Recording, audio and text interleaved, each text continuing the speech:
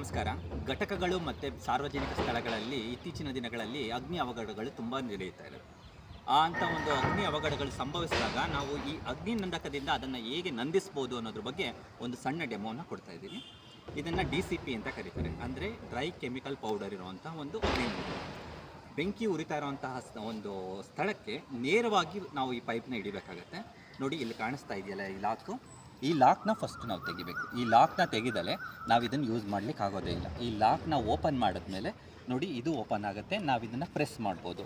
ಈ ಪ್ರೆಸ್ ಮಾಡಿ ಈ ಪೈಪಿಂದ ಜ್ವಾಲೆ ಉರಿತಾ ಇರುತ್ತಲ್ಲ, ಆ ಜ್ವಾಲೆಗೆ ನೇರವಾಗಿ ನಾವು ಹಿಡಿಯೋದ್ರಿಂದ ಅದು ಬೆಂಕಿ ನಂದು ಹೋಗುತ್ತೆ. ಮತ್ತು ಇದ್ರದ್ದು ಇನ್ನೊಂದು ಮೇಯ್ನ್ ಕಾನ್ಸೆಪ್ಟ್ ಏನಂದರೆ, ಇದನ್ನು ಒನ್ ಟೈಮ್ ಅಷ್ಟೇ ನಾವು ಯೂಸ್ ಮಾಡೋಕ್ಕಾಗೋದು. ಒಂದು ಸತಿ ಇದು ಓಪನ್ ಆಯಿತು ಅಂದರೆ ಅಲ್ಲಿಗೆ ಮುಗೀತು. ಈಗ ಅರ್ಧ ಯೂಸ್ ಮಾಡೋಣ, ಇನ್ನು ಅರ್ಧ ಆಮೇಲೆ ಯೂಸ್ ಮಾಡ್ತೀವಿ ಅನ್ನೋಕ್ಕಾಗೋದಿಲ್ಲ. ಒಂದು ಟೈಮ್ ಇದನ್ನು ಓಪನ್ ಆಯಿತು ಅಂದರೆ ಯೂಸ್ ಆಯಿತು ಅಂತಲೇ ಆಗುತ್ತೆ. ನೋಡಿ, ಇವಾಗ ಬೆಂಕಿ ಉರಿತಾ ಇದೆ. ಅದನ್ನು ಆಗಲೇ ಕೊಟ್ಟಂಥ ಡೆಮೋನ ಈಗ ಉಪಯೋಗ ಮಾಡೋಣ.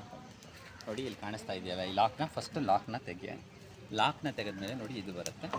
ಓಪನ್ ಮಾಡಿ ನೋಡಿ, ಈ ಪೈಪ್ನ ಜ್ವಾಲೆ ಉರಿತಾ ಇದೆಯಲ್ಲ ಅದಕ್ಕೆ ನೇರವಾಗಿ ಹಿಡಿದು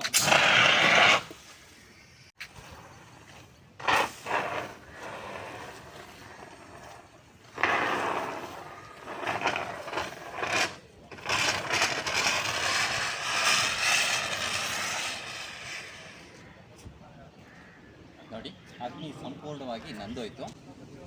ಮತ್ತೆ ಇದನ್ನು ಯೂಸ್ ಮಾಡಲಿಕ್ಕಾಗೋದಿಲ್ಲ. ನೋಡಿ, ಒನ್ ಟೈಮ್ ಯೂಸ್ ಅಷ್ಟೇ. ಇದನ್ನು ನೆಕ್ಸ್ಟ್ ರೀಫಿಲ್ ಮಾಡಿ ಯೂಸ್ ಮಾಡಬೇಕು.